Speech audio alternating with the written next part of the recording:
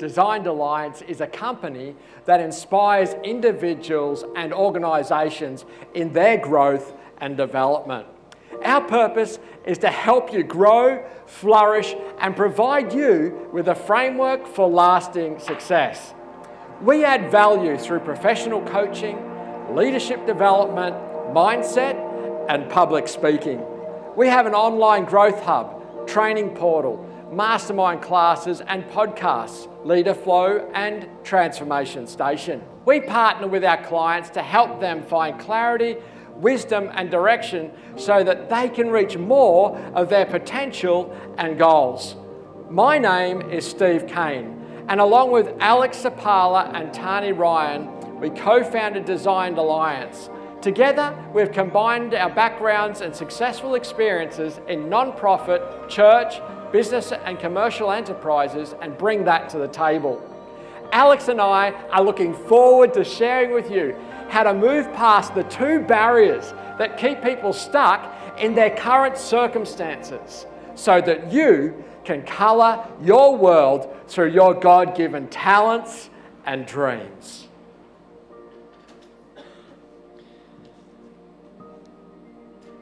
Hi everyone, nice to be here with you. I tell you what, let's say I'll just hit up one of them. We'll hit one barrier today. And I just want you to stand up for a minute though, because you've been seated for a while. Can you stand up? I want you to look at someone next to you and say, you have an acre of potential.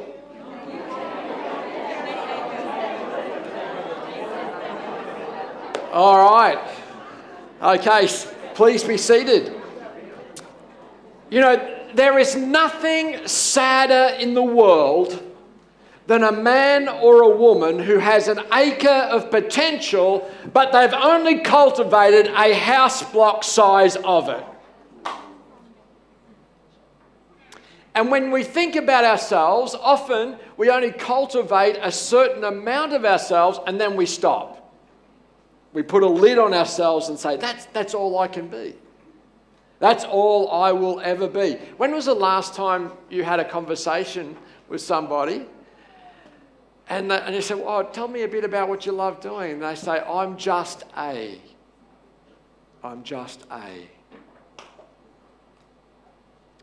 In the beginning, God created. Genesis 1:27. So God created human beings in his own image. In the image of God, he created them, male and female. Ephesians 2:10. For we are God's handiwork. All you creatives here today, you are God's handiwork. Some translations say workmanship. Others say masterpiece. Created in Christ Jesus to do good works, which God has prepared for you in advance. You know, God creates. We are made in his image. We're part of God's creative handiwork. It's no wonder that we are creative. Now, I'm sure if you talk to my art teacher when I was in high school, he used to call me, my last name's Kane, he used to call me Hurricane. I think it had something to do with the artwork that I was doing at the time. But pretty much, if you ask me just to draw pictures and stuff, I'm pretty bad at it, right? It's not my gift. But maybe you're creative artistically. Maybe you're a creative problem solver, like we just heard. Maybe you're a creative tradesperson. Maybe you're a creative leader. There are endless ways that you and I can be creative because we were born creative. Do you like the sound of that? That you were born creative. Turn to someone beside you and say, I was born creative.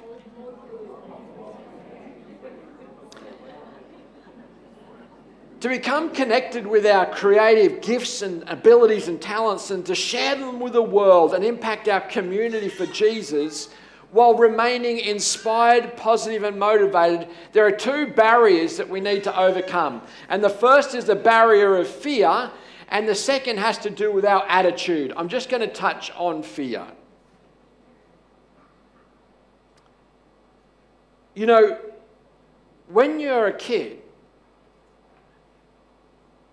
you don't think too much about the fear and the things that could be out there to hold you back.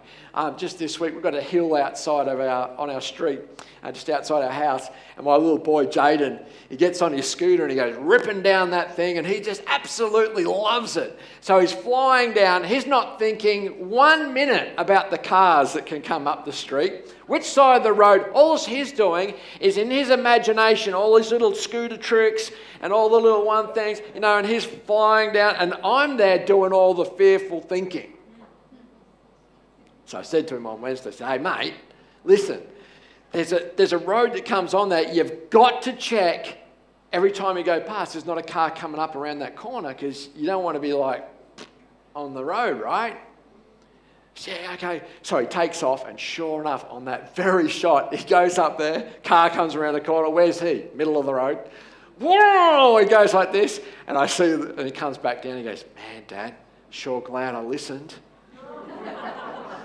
First time. But when you're a kid, you believed that you could pretty much do anything. You weren't held back so much by fear. I remember when I was a teenager, I was asked, what do you want to be? At one stage it was a farmer. And other times it was a plumber. It was a physiotherapist, because everyone at that stage thought it'd be great to get into physio. And then I wanted to be a radiologist. One time I was going to be a hydrotherapist. And then God called me to be a pastor. And then God's called me to build leaders who build other leaders for the King and the kingdom.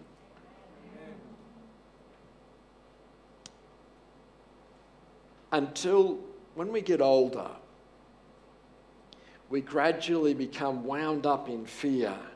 It starts to creep into our lives, and the barrier is there.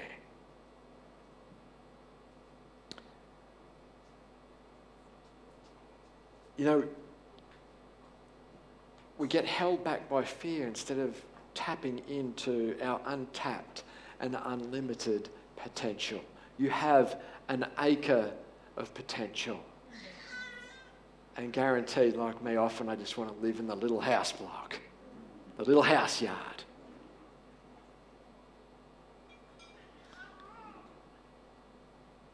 As we grow from child into adulthood, we come up with some brilliant ideas to do something new, something different that we've never done before. Then before we can get it off the ground, a voice inside our head shuts us down from even trying. And this voice is yelling at you from some deeply patterned subconscious place in your mind, saying that you can't do it.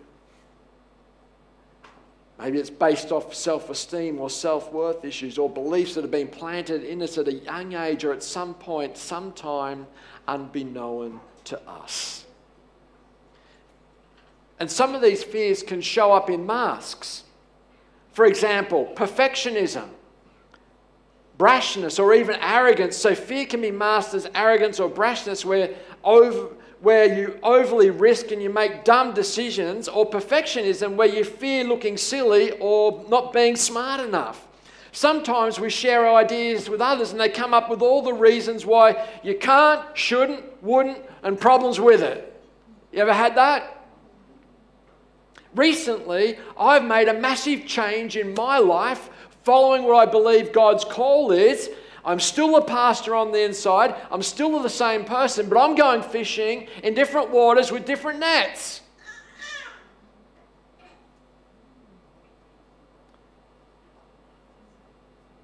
And even in the process of that, people who are close to me sometimes say, why would you do that? Hey, aren't you going to change your mind yet? Is it successful yet?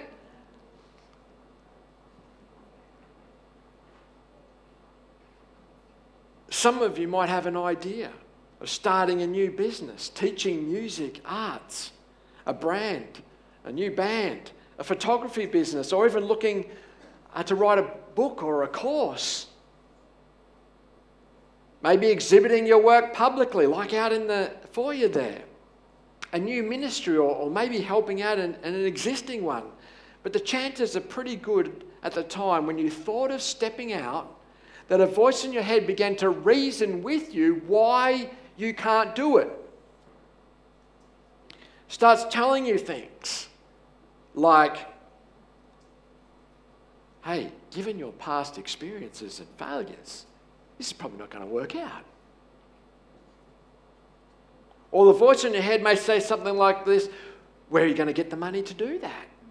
You know, the biggest issue for me to make my change took me 18 months to come to this point where I was at the crossroads before I finally stepped over. The biggest fear factor for me, what are you going to do financially? You're a husband and father, you've got all these financial responsibilities. What are you going to do? You can always do something, can't you? Go and mow a lawn if you need to, go and clean a house if you need to. You can do anything. But we let that one big fear get in the way of making the shift, making the move. And we let it consume us. Where are you going to get the money to do that? How are you going to do that? Or who do you think you are thinking that you could do this? No one will come to see your exhibit, so you may as well save yourself the time in your work. I believe that, all of us here are way too familiar with those phrases. They've been told to us our whole lives over and over again. They've become programmed into our beliefs, which we hold true about ourselves and our future potential. For a long time, we've believed them to be true, and these beliefs are what drive our behaviour and ultimately our results. And that's why we don't generally get the results that we want in our life. It's our beliefs that drive our behaviour. I'm just art. I'm not smart enough. Look at my grades at school. Someone said that I was not going to be good. People come up sometimes, there was a friend of mine, his name's John. World-class speaker. He gets paid sometimes $150,000 to speak for an hour. How would you like that? Is that not a bad thing? So anyway, this young guy comes up to John and he says, hey, John, listen, I'd love to speak like you. And he said, well, would you love to do the work that I do to be able to do what I do?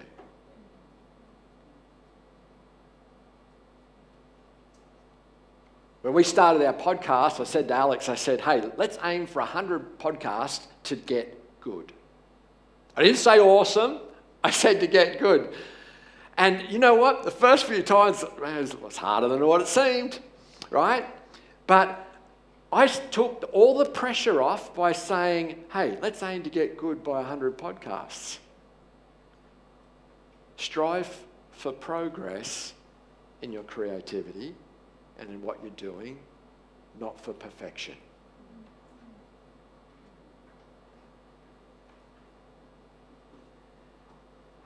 Our challenge lies at the core of our beliefs about ourselves and our identity. I'm just a statement. Our identity become a barrier to becoming all that we were purposed to be.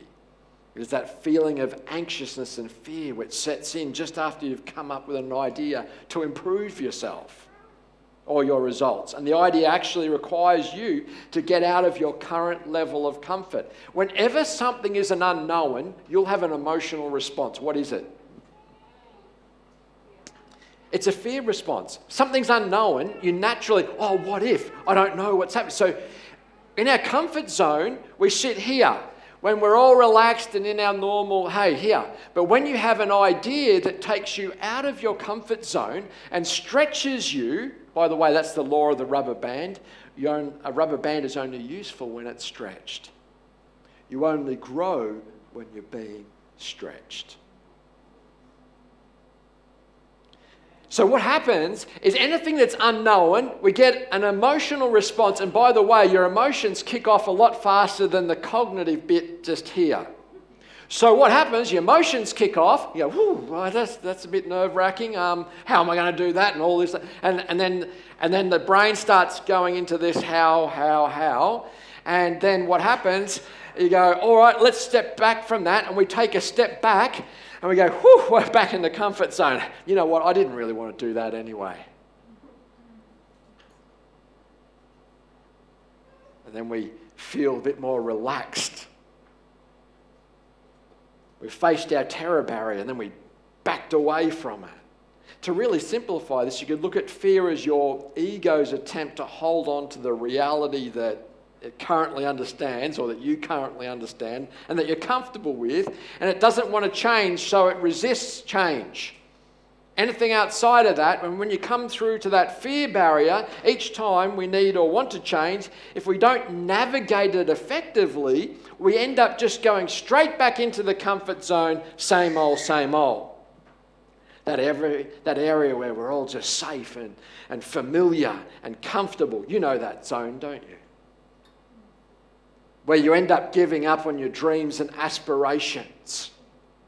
Where only the cautious and the colourless remain. Worse still, we don't just give up, we actually justify it to ourselves to feel good about failing to start anything new.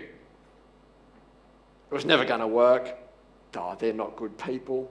I'm not as creative compared to her. I wouldn't be able to run my own business. Blah, blah, blah. This narrative goes on in your head.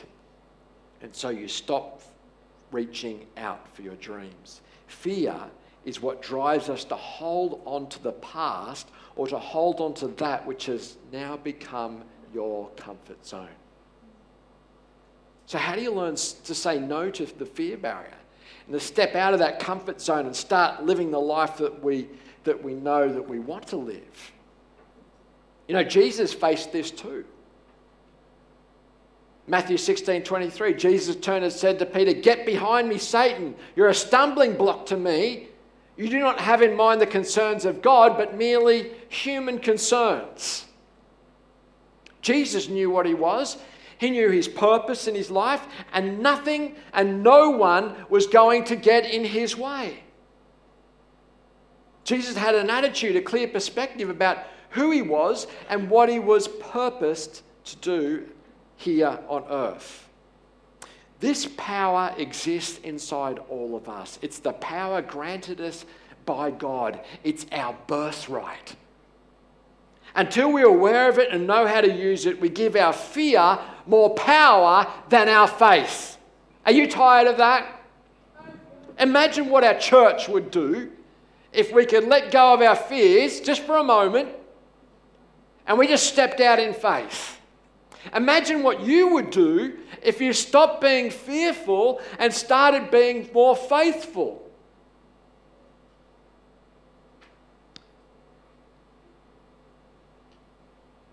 Until we're aware of it and we know how to use our faith, we remain trapped by fear and we retreat into our comfort zone.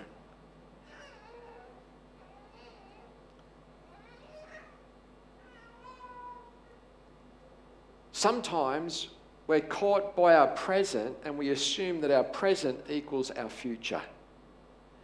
And so we remain trapped to where we are.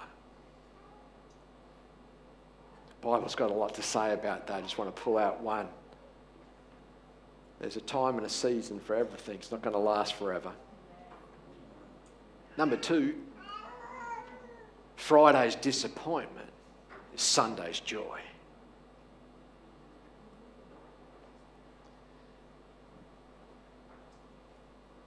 You can press through, because on the other side of that terror barrier, that fear barrier, when you cross over and step out in faith to do the things that God's put on your heart, the things that you cry for, the things that you'll sing for, the things that you'll laugh for. You know when Craig was up here and he started talking about 25,000 and then he just stopped for a moment and his eyes filled with tears. I thought to myself for that moment, this guy is living his dream. His heart breaks for something. And this is what motivates him to do something. And what was it, over $7 million raised? Imagine if Craig had sat back on the couch and said, "Who are you to organise 25,000 spins?" Did you see his don'ts that were up there? Thanks, Craig. You did a great practical illustration. All the don'ts are right, all the things he didn't have. But when is the car, who remembers cars without power steering? Put your hand up if you're old enough to remember cars without power steering. Okay, on a hot day when you went in the car park, yeah? You always had your foot up on the dash, like this on the steering wheel just to try to get it around. When is a car easier to steer? Tell me, when? When it's moving. You sit in the car park trying to pull on that wheel, that power steering, and that alone if you're driving a truck, that was another whole story right there. You had to have arms as big as Don't worry about the how. There's a million hows. A million hows to do something. Worry about the desire. Do you have the desire, the heart, the passion for it? And if you do, the how will come. You just got to get moving, because when you move, when there's an obstacle, what can you do? You can go around it. But if you're stuck and there's an obstacle there, you're stuck. But if you're moving, you can steer around that puppy and we'll go around that thing, back on target. If we don't go over it, we're going to go over it, or through the trees in some cases, I found out this morning. So we're caught often in these fears of what if and what if. Congratulations to one of the GG members, Esther. Woohoo, yeah. Throw your job in, and went off and did what you were called and what you were supposed to do. Yes, we have a calling for a period, but sometimes God calls us into other places and other things. Don't just put a lid on yourself. I was talking to someone not just last weekend. He said, I'm just a worker. I said, no, you're not. I said, who told you that? He said, I've just always been a worker. I'm just a worker. What he meant by that is that he always helps out and does things, never a leader. I said, yeah, but he said, you've believed that you're a worker, haven't you? Yes. So you actually placed that lid on you. Yeah, I did. He said, what if you did? What if you believed something else? What would happen? What if you believed that you're actually a leader? Yeah, I could become a leader. Exactly. It's inside your head. If you put a lid on you, have you believed maybe a teacher, maybe a parent, maybe your friends, and all meaning and well-meaning and all that, I accept that. But you've believed something and you've put a lid on you. Or every time you come to that thing that keeps coming back, that idea or that thing that, and you keep on, what if? And then I step away from the fear barrier and you retreat back into comfort and in a life that's not the life that you're supposed to really live. And it's never too late to change. I'm going to wrap up with this. The opposite to fear is faith. And faith exercise gives us courage, and courage is our heart's attempt or desire to open up and become more expansive. Satan fuels fears. God feeds your faith and courage, and his perfect love drives out all fear. So think about this in the context of your life and dealing with your fear. And imagine if you could see in you what I can see, but more importantly, what God can see. A child of God without limitations and nothing holding you back, no fears whatsoever. If you had no fear, what would you do? What will you do? What need are you solving in the world? Who could you be? Who will you be? Who will you serve? If you do not take charge of your future, somebody else will. And believe you me, they won't have anywhere near the interest in it as you do.